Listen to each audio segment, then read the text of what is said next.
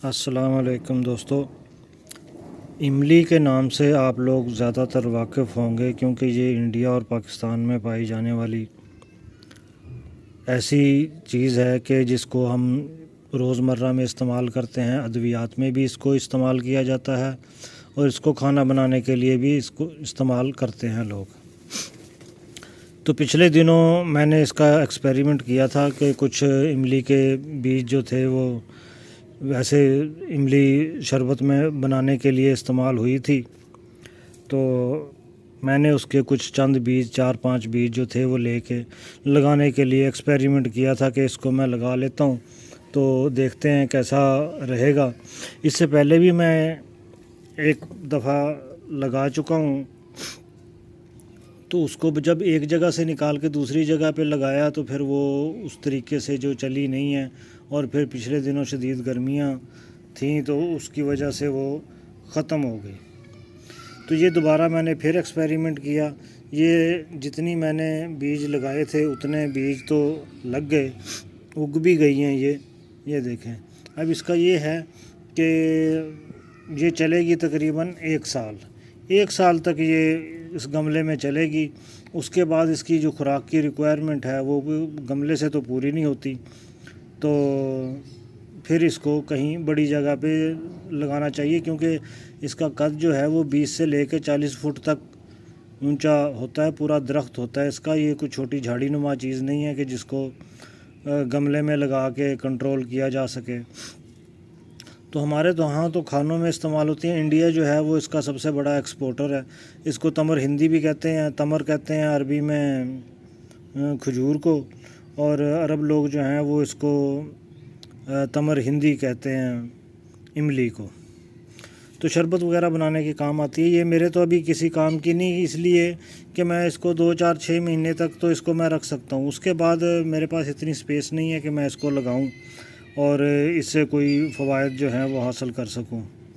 तो ये पौधा है, लगा रहेगा, और अगर किसी को ज़रूरत हो इधर लाहौर के गिरदोनवा में तो मुझे बता दे, मैं उसको दे दूंगा अगर वो इसको इस्तेमाल कर सके और इससे कुछ ना कुछ फ़वाइद जो हैं वो हासिल कर सके। ये देखें, ये बीज के अंदर जो होते हैं ये वाले वो भी अभी हैं। ये अभी बिल्कुल न्यूली बॉर्न है। ये अभी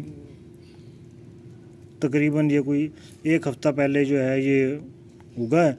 तो इसको जो खुराक की है इसमें pH हाई की ज़मीन जिसमें कोई नमकियात वगैरह ज़्यादा हों उस एरिए में भी इसको ज़्यादा काश्त किया जाता है।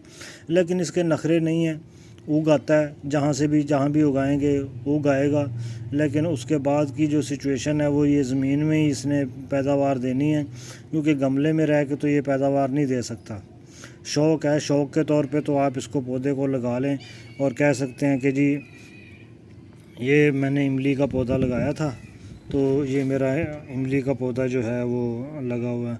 ये देखें, ये 1 फुट का गमला है और इसके 1 फुट के गमले में ये कितनी देर तक चल जाएगा। इसके ये 4 पौधे हैं, इनको अलग-अलग भी करके लगा लें, कोई मसला नहीं है।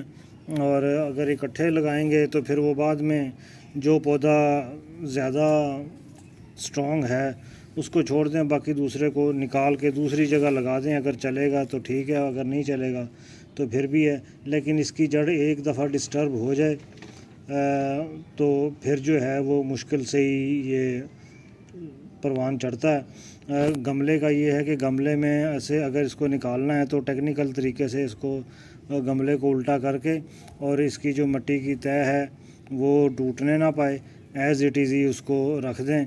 या ऐसे करें कि मिट्टी में गड्ढा खोद के वहाँ गमला जो है ये इसको गमले को रख के तो किसी चीज़ से ठोकर मारी जाए जिससे ये गमला जो है इसकी बैरूनी दीवार जो है ये टूट जाए, और वैसे इसको रख के इसके इर्द गिर्द जो है वो मिट्टी डाल दी जाए तो फिर भी बेहतर रहेगा।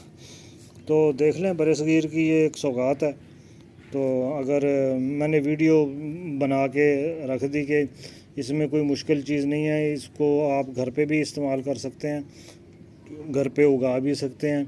इमली लाएं, इमली को धो के रख लें और उसको फिर आप लोगों ने دھونے کے بعد مٹی میں دبا دیں تو یہ اگائے گا، لیکن یہ اگتا ہی نہیں دنوں میں ہے۔ یہ جون جولائی میں اگر آپ اس کو لگائیں گے تو یہ اگست میں بارشوں کے موسم میں یہ اگتا ہے، تو آج کل اگر لگائیں گے تو آج کل یہ آرام سے اگائے گا۔ یہی اس کا سیزن ہے گرو ہونے کا۔